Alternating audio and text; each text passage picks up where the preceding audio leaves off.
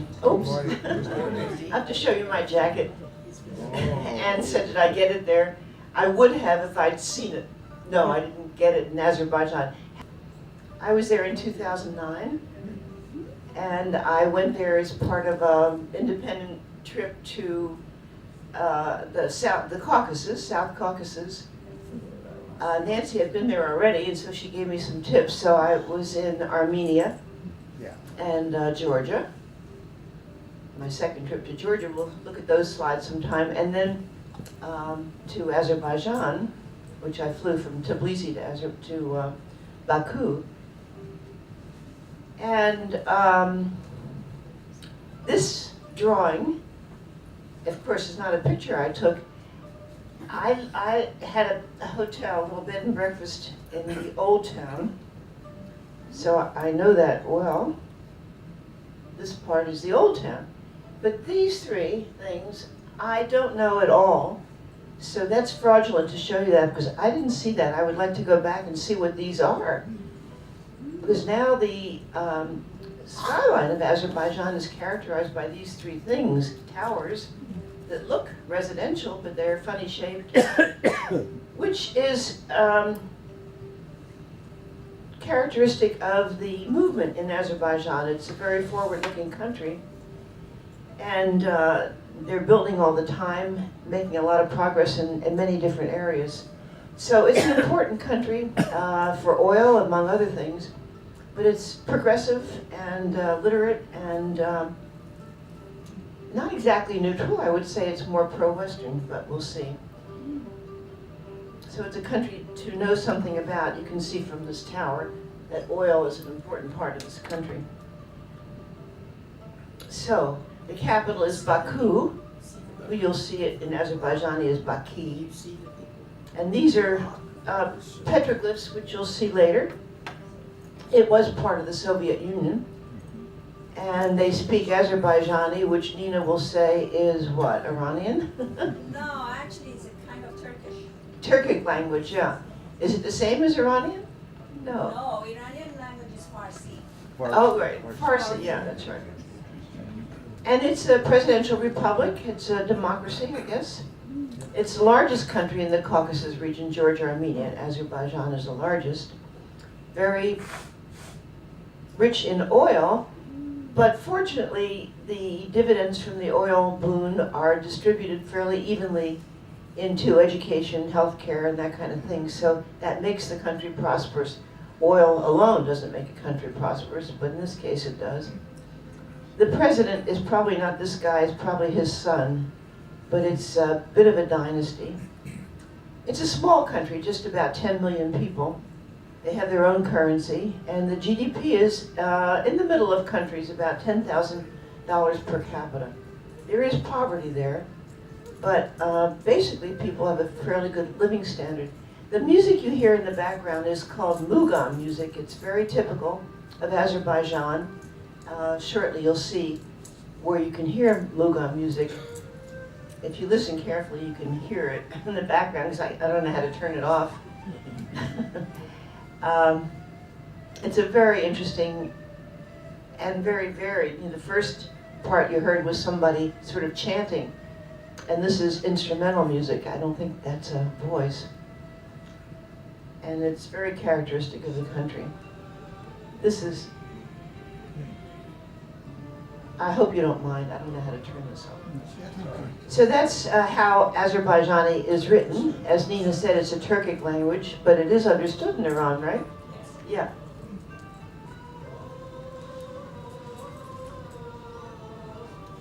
This map, I'm sorry, if I knew how to turn it off, I would, but so this is Azerbaijan, and you can see the Caspian Sea runs for, I think, almost 500 miles. And in this sea is oil. And this is the capital, Baku. This is the disputed area of Nagorno-Karabakh, which now belongs to Armenia. But the Azerbaijanis claim that it should belong to them, and actually the United Nations agrees, but it's been occupied by Armenia for a long time. I went there, there's not much there.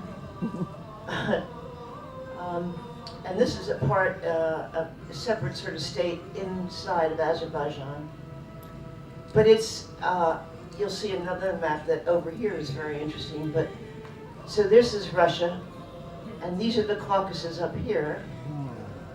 When I was in Georgia, which is not on this map for some reason, it was actually snowing in the Caucasus, even though it was a hot day.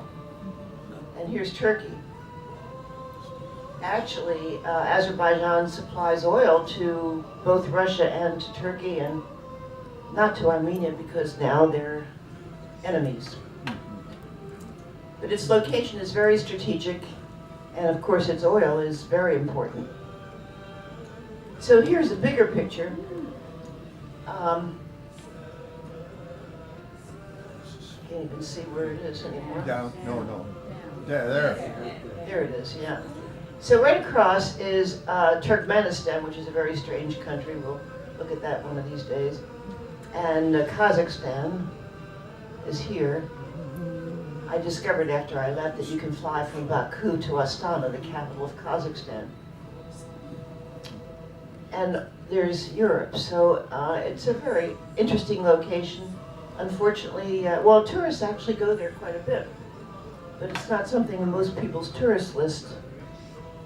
And of course there's Iran, so you can see that it borders it.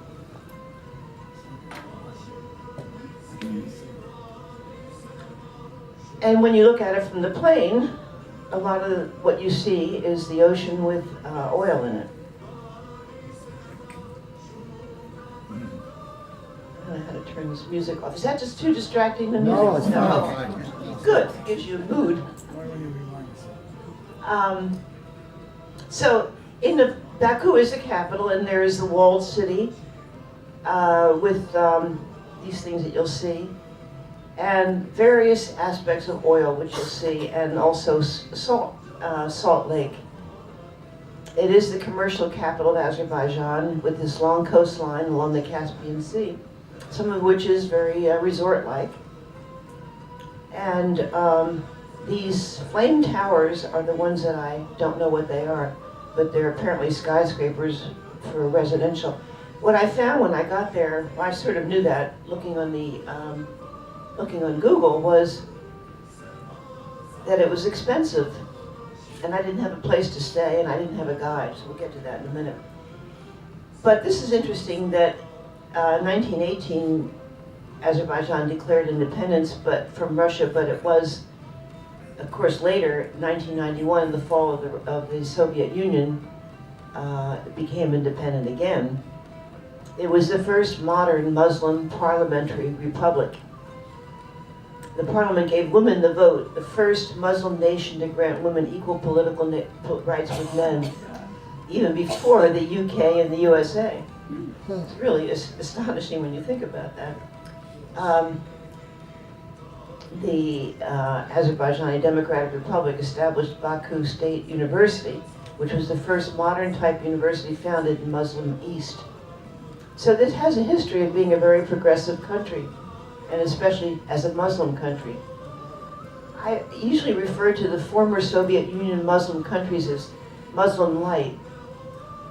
Usually the women are not covered. There is very little, you can barely hear a call to prayer. Sometimes you can.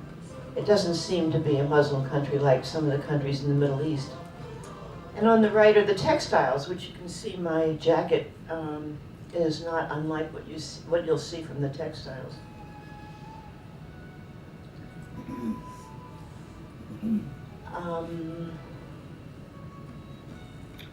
So the country is known to be among the most progressive and secular Islamic societies. It was the first Muslim country to have opera, theater, plays, and a democratic republic. Azerbaijan today is among the Muslim countries where support for secularism and tolerance is the highest. And there are various religions that exist in Azerbaijan, including Judaism, which we'll talk about. There's no official religion. Most people are Shia Muslims, but it's more based on identity than culture, and then more in culture and ethnicity than religion. Azerbaijan is an active member of NATO's Partnership for Peace. It has good relationships with the EU and could potentially apply for membership. And it includes the autonomous region of this Nakhchivan, which is not Nagorno-Karabakh. Nagorno-Karabakh is another place that is in dispute that no longer belongs to Azerbaijan. There have been recent human rights violations about gay people. A pretty big roundup recently of gays put in jail. She looks like a dancer from the old Soviet Union. What did you say? Uzbekistan, actually, but they look like that in Azerbaijan too. So this is Nagorno-Karabakh. It's a long story, but it's resulted in continuous hostility between Armenia and Azerbaijan, and a loss of life. 30,000 people have been killed. And Azerbaijan claims that the people who've been displaced from Nagorno-Karabakh have come to Azerbaijan as displaced people. The United Nations said that calls for immediate withdrawal of all Armenian forces, but they haven't withdrawn, and nothing's been done much about it. My understanding is that the people speak Armenian in Nagorno-Karabakh. As I said, there's really not much there at all. Well, this is a map. I went to a lot of places. Baku is over here. I went here, which you'll see, and here, and somewhere else over here. I went, coming on the plane, there was another man next to me who didn't have a hotel. I forget where he was from. And then there was another man that we were talking to who suggested a little bed and breakfast in the old city. That's where I went. I don't know where the other man went, but I went there, and it was quite inexpensive compared to the prices in the old city, which are pretty high. So that was very satisfactory. And then I had to find a guide. So there had been some people on the internet, and I tried to track them down. So I tracked down one guy in the new city, and I went with him the first day, but it was expensive, so I somehow found a different guide the next day. And that was the end, and I was able to find my way around pretty well. There's a lot of highlights in Azerbaijan. I think it's a really good place to be a tourist. So the old town, the new town in Baku, the Mugham music, which you're listening to, the oil fields and related oil things are very interesting, sort of weird. There's an active Jewish community in Kuba, which I'll show you. There are Muslim mosques, which are very beautiful. And then I took this trip to a caravanserai in Seki, and the countryside is interesting. Do you know what a caravanserai is? You do, Jim. What is it? It was established by one of the rulers in the Middle Ages, actually, for caravans to do one day's travel and come to some place that was safe, because it was held by soldiers of the Shah. Yeah. So it was along the Silk Road, these place for caravans to stay in the ground floor. They could put their camels and their horses, and there'd be rooms upstairs and places to eat. And they are pretty old. You see ruins of them all along the Silk Road. Like a truck stop. Huh? Like a truck stop. Yeah, like a truck stop. No, fancier, very fancy. They were very fancy places, actually. More like the missions. More like the missions, yeah. So anyway, there is this one in Seki that's rather well known, and I went there. You'll see that. So this is Baku, famous for the walled city and the palace, which I'm not sure I put pictures in here. But it dates back to the 15th century. The whole country is very old, has a very ancient history. So there's another view of Baku, and again you can see how much of it is coastline. And there are many oil derricks there and refineries.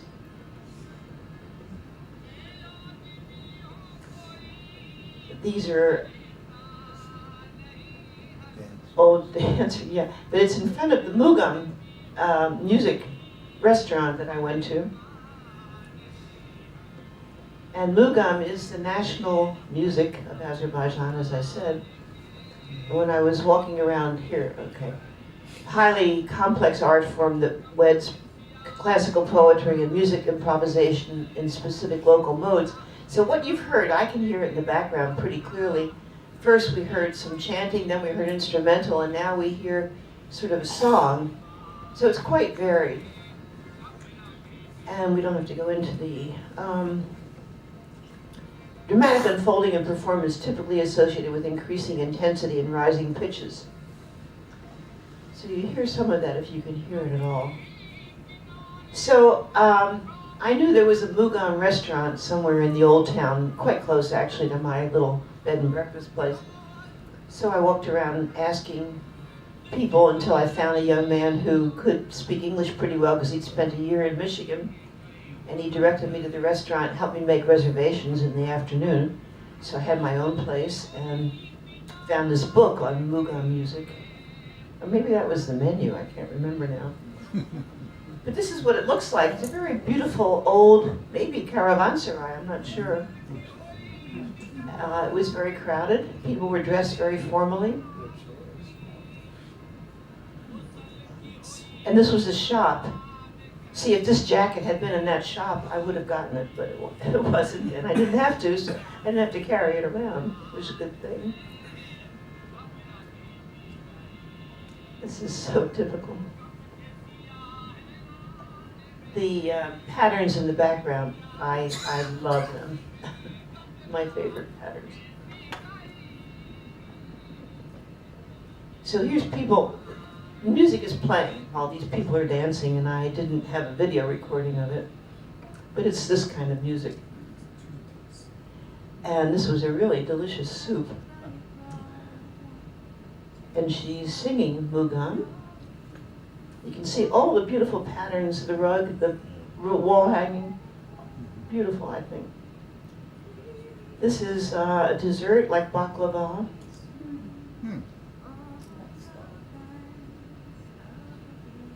This is, you can hear the soloist in the background, completely different from the other music we just heard. So there were large parties in this. It was very festive.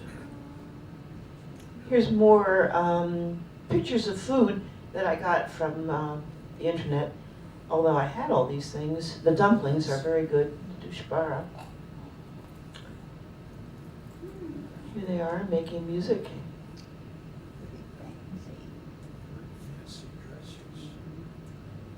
It's, you would classify it as Central Asian music if you had to classify it as anything. The instruments too, a little belly dancing.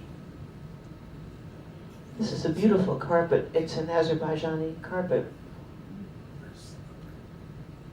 So some of the main elements of the Azerbaijani culture are music, literature, folk dances, art, cuisine, architecture, cinematography, which I've never seen a movie from Azerbaijan. Love to. And Nowruz, they celebrate Nowruz there very much like in Iran. There's, I don't know what you know, Nina, about Zoroastrianism, but it was an ancient religion there. And you'll see some Zoroastrian sort of rites when we come to a cave there. Persia. Persia, yeah, well, Persia is Iran, of course. Zoroastrian. Zoroastrian, yeah. I remember seeing a Zoroastrian temple in San Jose, California. This was the young man that showed me the Mugam restaurant and made the reservations for me, who had spent a year in Michigan. And he was, I think he worked, I don't think he owned, this carpet store with beautiful stuff in it. I didn't buy a thing, but we had several long conversations. Where I was staying in the bed and breakfast were all these beautiful homes where the oil barons lived, or still live, I guess. Very well maintained. This is an old drawing of Mugam music. And of course, Mugam is a UNESCO masterpiece of intangible heritage. I've never seen that designation before. We don't belong to it anymore, so. More beautiful houses there. What was interesting in the previous one with the writings is that that's Farsi writing, that's the Iranian. This is Iranian? They must have changed. Farsi? Yes, they must have changed its poetry. They must have changed their alphabet to European alphabet, They did, yes. That's right. like Turkey. Yeah, that's right. So what Nina's saying is that writing doesn't exist anymore. When I showed you that first picture of Azerbaijan translated into their language, it was not English alphabet, what do you call it? Arabic. That Right, Latin alphabet, yeah. And it was about the same time that Turkey changed their alphabet. Oh, I didn't mean to go so fast. This is the interior of one of the houses, or the mosque. This is the famous Meydan Tower. Just a tower. Pretty entrance into the square there. This is a skyline of Azerbaijan, which I know nothing about, but I thought I'd show it to you. I don't know what these structures are. As I said, they're building like crazy. There's a lot of money pouring into Azerbaijan. When I felt very lucky to find this little bed and breakfast because there were fancy hotels, quite expensive, which I think if you were a tourist, you would probably wind up in one of those. National Library. Interesting miniature books on Kennedy and Churchill in the library. And Azerbaijani culture. And a book on Salome in Azerbaijan. These are old ruins. Some people say Azeri culture, some people say Azerbaijani culture. I've heard that they don't like the word Azeri, but I think some people do refer to it shortcut Azeri. This is downtown at night. The buildings are very beautiful downtown. This is the old wall, so on the other side of the wall is the old city, and then on this side of the wall is the new city, full moon. It's very beautifully illuminated at night, these buildings. You'll see these figures are Western poets, or not necessarily Western. Their names are underneath them. This is a series of fountains up the hill. This is a huge building. Looks like something Ceausescu would build. Not sure what I'm showing you. So around that huge fountain is the new town, and it's very lively at night, and there are a lot of fast food restaurants and slow food restaurants and good places to eat. I was eating across from these guys. I felt very safe. It's a very safe country. All three countries that I went to in the Caucasus were very safe. This is the wall. I went under this arch many, many times because my bed and breakfast was around the corner. And they have ice cream. It's always civilized when a country has ice cream.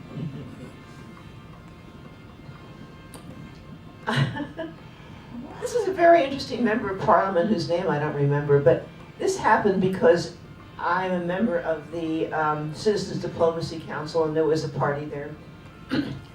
And I met a friend, and he said, "Where are you going next?" As we do, and these travel places. And I said, "I'm going to Azerbaijan. Well, I'm going to the Caucasus, including Azerbaijan." And he said, "Well, our neighborhood in San Diego, the Switzer Highlands, hosted a sports team from Azerbaijan several years ago. We've kept in touch with them. They were from a neighborhood in Baku, and we're trying to set up a sister neighborhood relationship with us. And since you're going there, I'd like to contact this man and other people interested in doing this, and you could talk to him about doing this." So I went to several parties in the Switzer Highlands. It's a little community outside of Balboa Park, very friendly. And they're very interested in doing, and they're doing it now. It is a sister neighborhood of a neighborhood in Baku. So he was, my meeting him was a result of this ambassadorship that I was doing. And he was very kind, very interesting, spoke excellent English, very progressive, and gave me books. One book he gave me was Jews in Azerbaijan, which is interesting. This is an interesting story. This is a little drawing he had in his office. I don't know what it is, but it's quite charming. But after all this progressive stuff and everything he told me, it's classified by Freedom House as a not free country. So even though the head of it is democratically elected and there's a parliament democratically elected, there are a lot of human rights sort of crackdowns, including this LGBT crackdown. I'm sorry to hear that. It's not apparent when you're walking the streets, at least to me it wasn't. Building is going on like crazy. There is, as I said, a lot of money there. And romance. So this is my bed and breakfast. Azerbaijan is at the first place among the countries which have the fastest developing travel and tourist economies. I did not find it easy to be a tourist, maybe now, but it was not a tourist-friendly place unless maybe you stayed at the Hilton or something. I don't know if there's a Trump there, I don't know. I did not stay at the Trump. And this is the countryside, very pretty, very nice. And more than half of the land is agricultural. You can see the snow-covered mountain in the distance, and that's in the Caucasus. It's very cold there, even though it was very pleasant in Baku.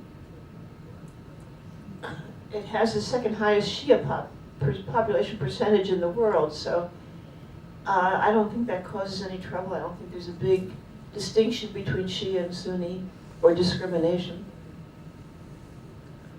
This is some of, as you walk around the countryside, some of the old ruins of walls that used to be there, which you see in ancient countries, of course.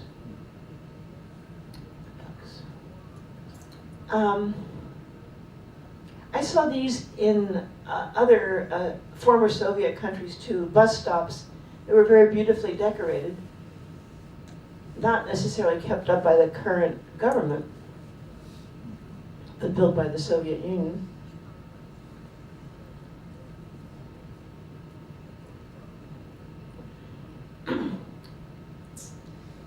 These are scenes from the countryside.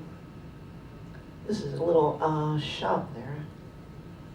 So I went with the guide to Kuba in northern Azerbaijan. You remember it on the map. It has a small population, about 38,000. And I'm not sure that I asked to go there or he took me there because I might be interested or what. But it is the largest community of, I don't know what mountain Jews are, but very large community of Jews there. And was during the Soviet Union too. And here's the entrance to the Jewish cemetery. In 2007, they found a mass grave there of about 600 people. And apparently there was a slaughter of Jews and Lesbians, and I'm not sure what Lesbians are. Apparently during a massacre carried out by the Armenians. And I'm not sure how reliable this history is. But there was a mass grave, definitely, and they were Jews. So this is a Jewish cemetery. I'd never seen a cemetery like this. Since then, I've seen a lot. But with pictures there and a little bit of the history of the people. It's really a beautiful cemetery. A lot of them look like my grandmother.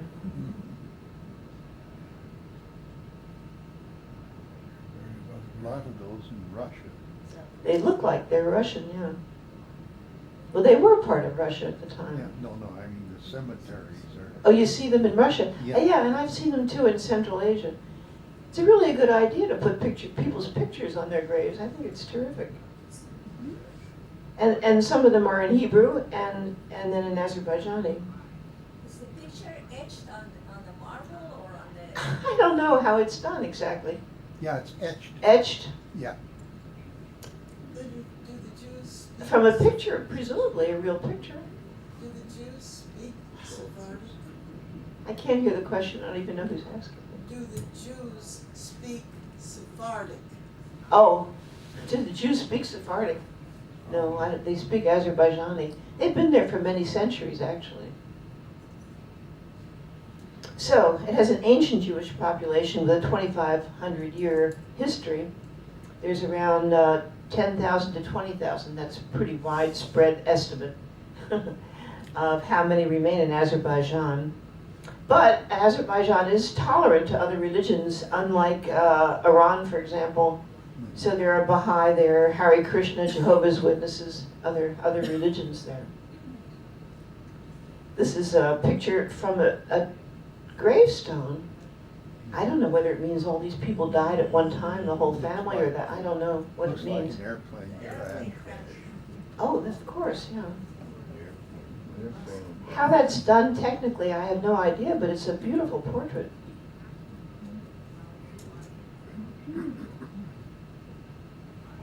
This is an aerial view from the cemetery of the town, including the synagogue. It just looks like an ordinary town. His picture's all over the place.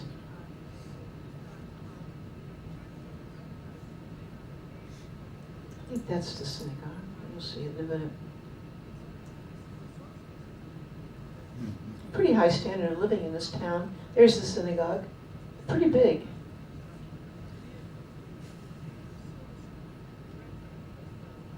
This is the inside.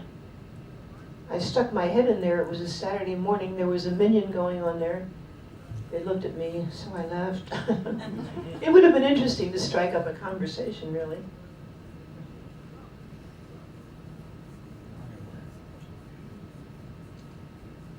There I am in it.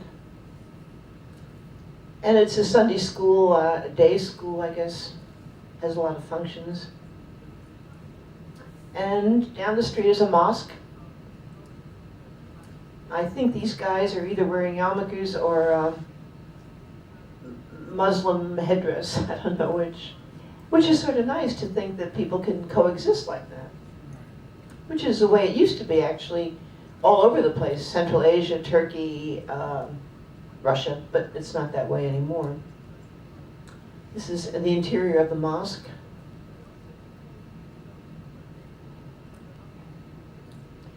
This is a wooded area near there.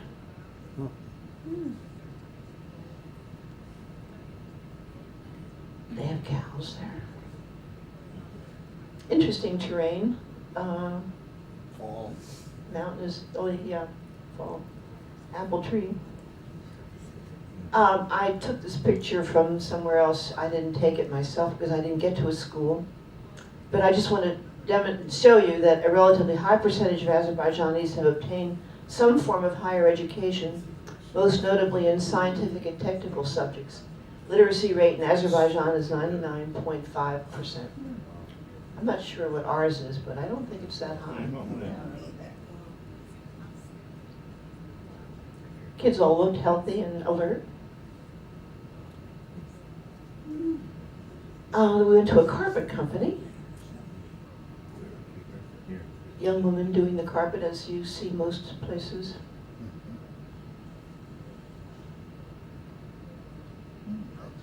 That's the result. Impressive, isn't it? That's rather crude compared to the first one. Well, here's another one, more like the ancient designs.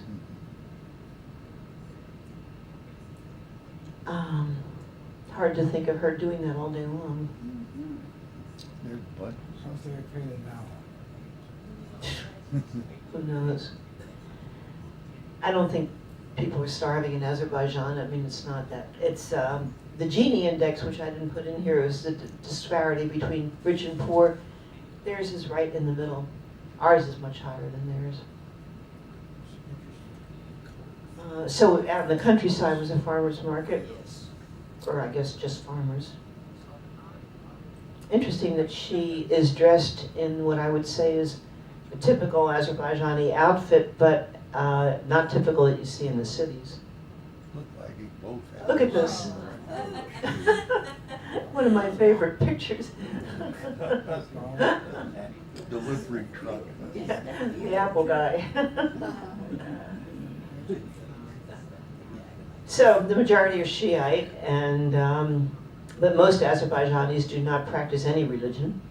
And the country has been seen to be one of the most irreligious countries in the Muslim world, with 53% stating religion has little or no importance in their lives. Much, much higher than the United States of America.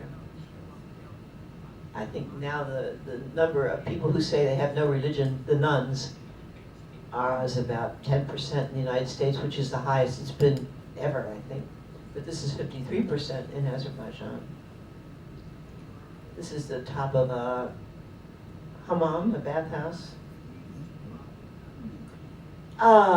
This is a long story about mud volcanoes, but to make a long story short, that's what's going on in this Kobustan, which is not to be confused with where we just were, Cuba. And this was one of the first things my guide took me to see. It was very strange. It was about 10 miles outside of Baku, into this very desolate mountainous area with barely a road going up it, to see these strange things, which are mud volcanoes. And I don't know their relationship to oil. I thought there was some relationship, but I don't know. It may have something to do with what goes on in the inner parts of the earth there. But more than half of all mud volcanoes are in Azerbaijan, which has 400 of them. Now, in 2001, one caught fire, which does lead me to believe that there's some relationship between the mud volcanoes and oil. So that's it. It's a very strange phenomenon. Rivers of mud, not lava. I mean, it's not lava. And it's bubbling up. I thought, this is really a strange country that he would take me almost first to see these things. There's nobody around. There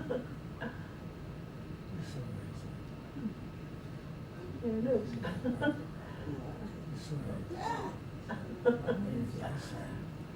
Absolutely the most desolate landscape you've ever can imagine. Say, do people use it for therapeutic? No, I didn't see anybody swimming around in it. Could be, I guess. Too hot. We have that here. We have mud baths around San Diego. What?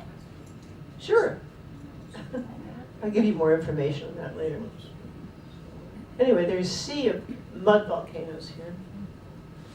There I am. I mean, I didn't see anybody else at all, anywhere.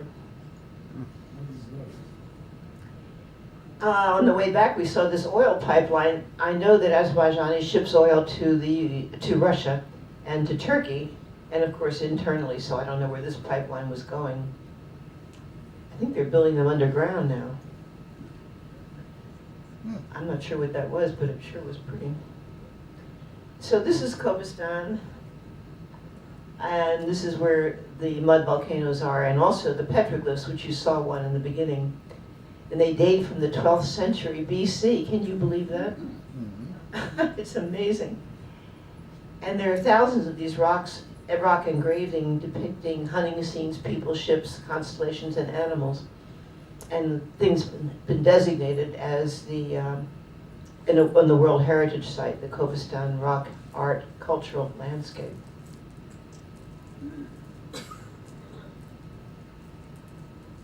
So there is some of it. It doesn't look like it's 12,000 from 12,000 BC, but they are supposed to be genuine petroglyphs. That's the one you saw before.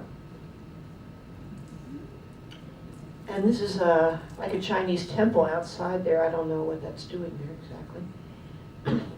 To change the subject, the Karabakh horse is the national animal of Azerbaijan, but for some reason it's also an endangered species.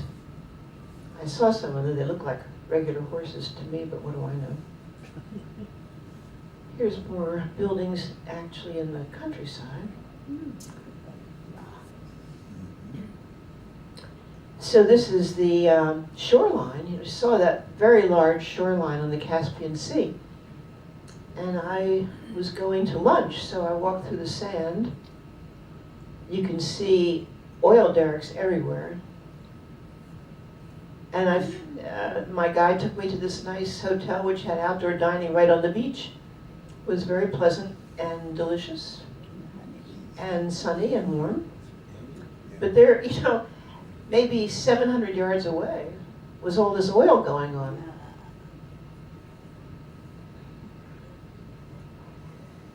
Big shipping of the oil. English printing. English printing, that's right. But they do business with every country in the world, so they have to have, some knowledge of this. This seems like a resort part of the beach. And there I am walking in the sand, which seems to have a lot of oil in it. Wow. You can see this from where I was having lunch. Nadaran is a little community which is the center of conservative Islam in Baku. The women wear scarves, they live behind walls bearing religious slogans, and this mosque is built over an ancient Shiite grave. It's not typical of the whole country, but it's quite interesting. This is the mosque. It's a beautiful mosque. Look inside, well, you will in a minute. I had never quite seen colors like that in a mosque. I thought it was wonderful. I had to get covered. I'm a big fan of mosques. I think some of them are absolutely gorgeous. This one, I love this one.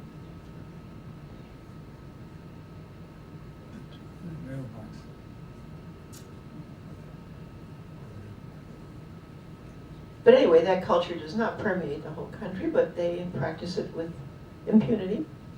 So this is some of the downtown buildings. I was quite overwhelmed when I was downtown looking for a guide. All these modern buildings and modern businesses going on and expensive hotels and everything. But parks. Oops. People dressed like Westerners. And there is the president again. Now his son is president, so I'm not sure which picture that is. I think the original. Aliyev, I'm not sure how to pronounce it. Aliyev. So, sorry to say, here's the bad news. In recent years, large numbers of Azerbaijani journalists, bloggers, lawyers, and human rights activists have been rounded up and jailed for their criticism of President Aliyev and government authorities. A resolution adopted by the European Parliament in September 2015 described Azerbaijan as having suffered the greatest decline in democratic governance in all of Eurasia over the past 10 years, noting as well that its dialogue with the country on human rights has not made any substantial progress. And this is a fairly recent thing that I got from Wikipedia. Very sad, and it's easy how this could happen to a country, right? Happening now. A lot of building going on nonetheless. So this is a fire temple. And this is because the oil sort of comes out of all kinds of crevices, especially in the mountains, there's a lot of fire going on. I mean, controlled fire.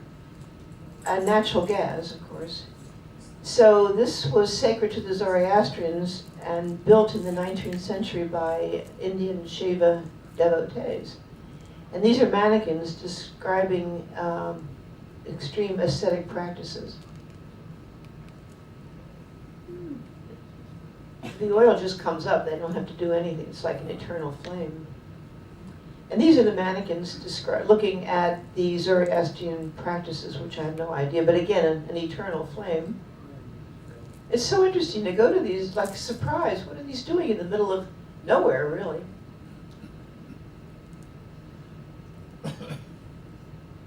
Here's more of them. I'm not sure they live in caves. It's possible they do. They did.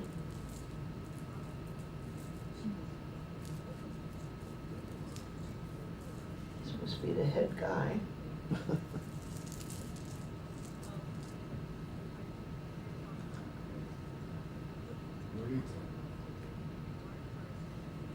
It was strange.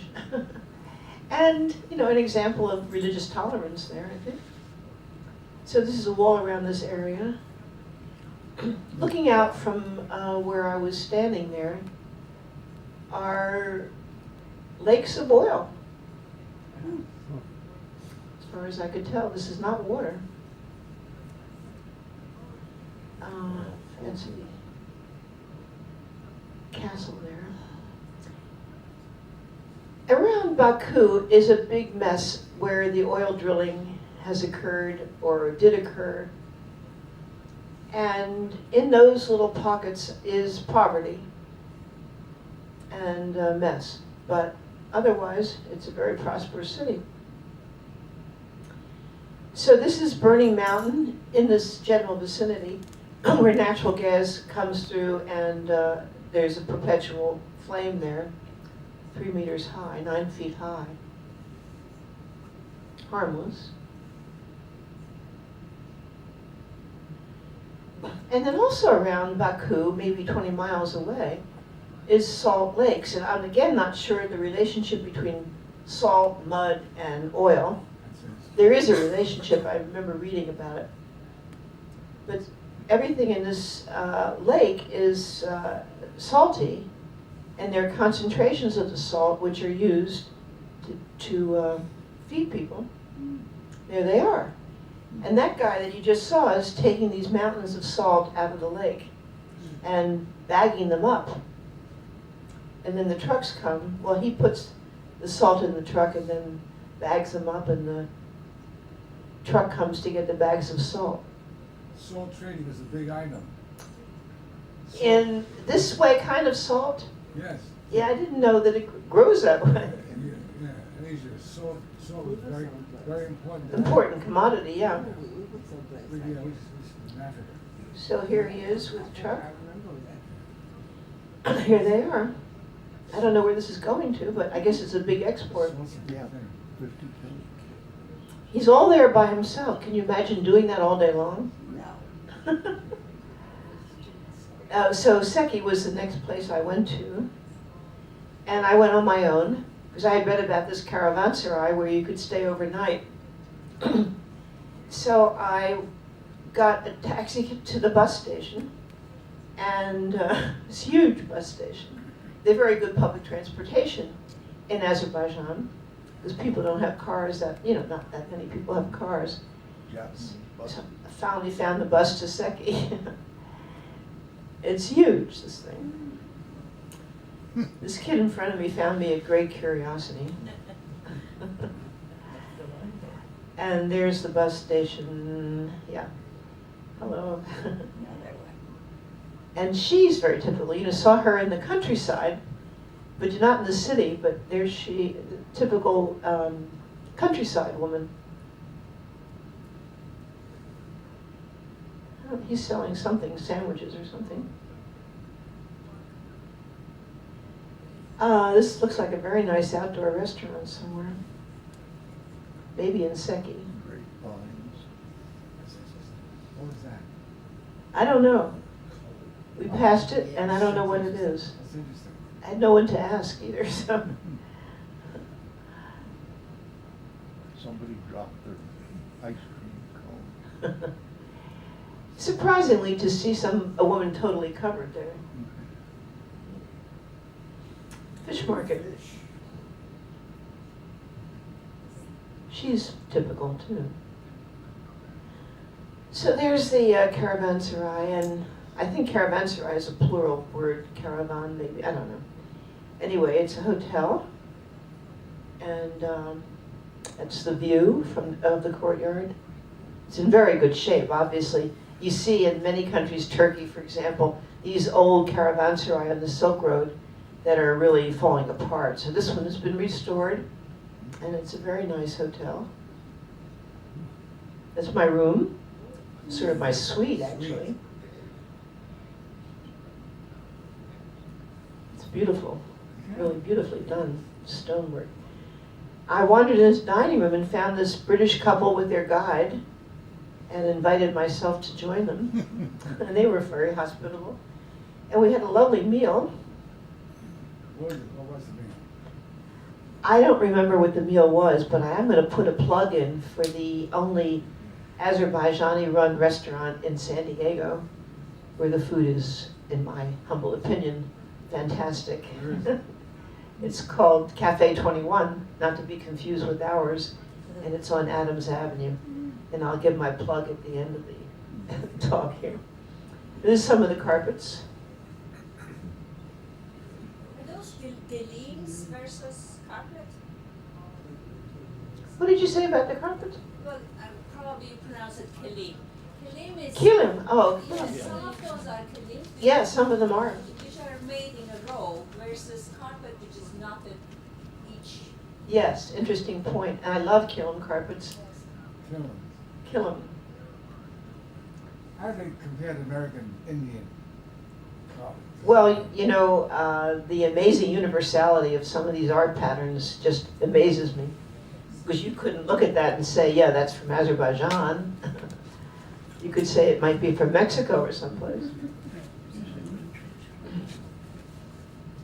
So there's the Pektapa, the restaurant. Very reminiscent of the Spanish and Portuguese government posadas and that sort of. So, the posadas, yeah. So here's some kids waiting for school the next day. Did they speak a lot of English? Enough to register and get a room and order my meal. So that's, I saw that. And if you didn't understand what that was, you wouldn't know you got to the hotel.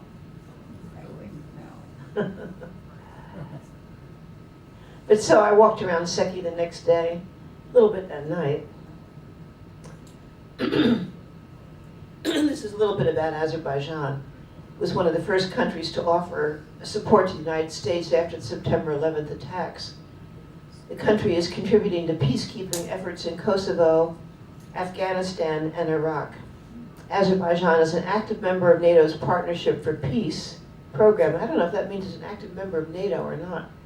It also maintains good relations with the European Union and could potentially one day apply for membership, which would be an interesting thing. What is this building? It's a building I came across in Seki, and I don't know what it is. Very fascinating. It is. Beautiful building. I took a taxi to the bus station, and I asked the driver to let me off, or maybe it was his idea, to let me off at the market, which is going on. Look, it was really fun. I would have loved to have stayed longer.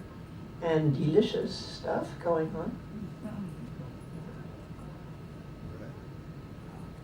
You see the bread, that kind of bread, a lot in the Middle East. You saw it when I talked about, what did I talk about last time? Well, that bread was there. I don't know, well, so there's the bus to Seki that I took back. And somebody on our stops. He seemed very fascinated with me too. We had a talk. He spoke a little bit of English. I'm not sure who that is, but some folk here. So back to Baku, and this is, that's the wall in the old city. Interesting sculpture. And you see this kind of wooden balcony in a lot of places. I first saw it in India, seen it in China. Turkey, yeah, definitely. Now those are carpets that are woven, not gorgeous. There he is, he's a baby kisser. So his son is now president. I mean, you have to be a baby kisser to be a politician anyway, so. So there were some interesting shops around the old city. Samovars. What kind of spices were you?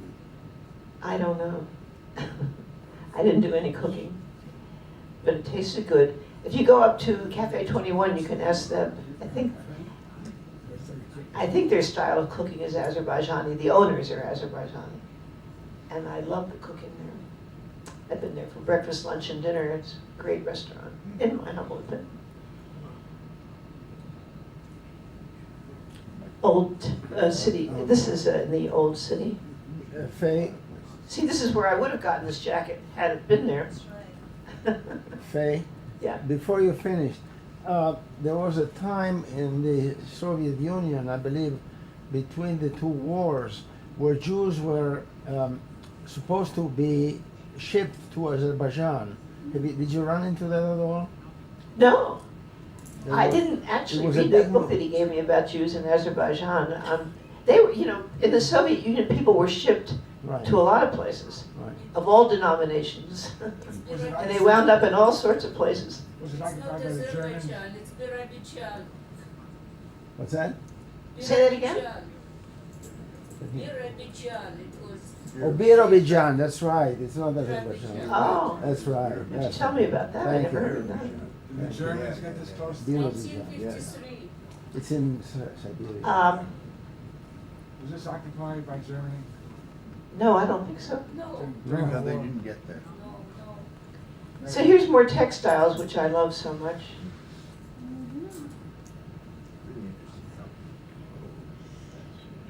And this is an excavation from the old city. You saw that before. And this is a little bit about Nagorno-Karabakh, so I think I told you that.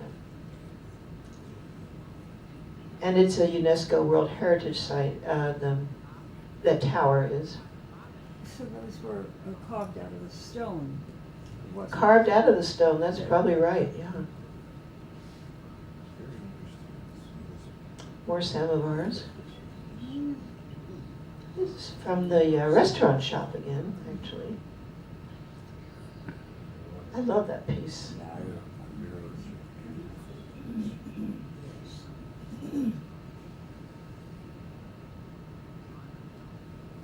These are all from the old city. Maiden Tower again.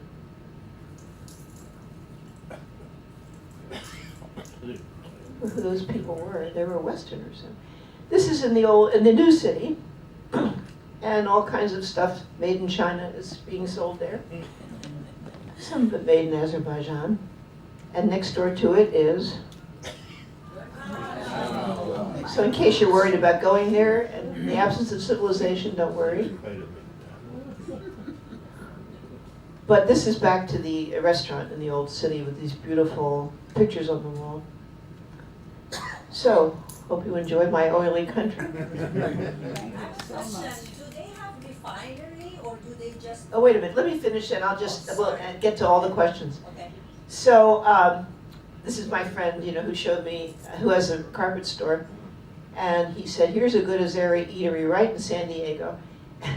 He says, and he says Sagol, which means goodbye. And there it is, my plug for Cafe 21 on Adams Avenue. And there's also one in the Gas Lamp on Fifth Avenue. And I don't know, did we go there, Nina, with you? I don't know. They had an Azerbaijani dinner there. Yes, they Yeah. have a special festival or something. Yeah. It was a set food. We weren't that impressed, I think, but Not that. their normal food is, I think, very good, obviously. There's a dish. Okay, that's it. So now.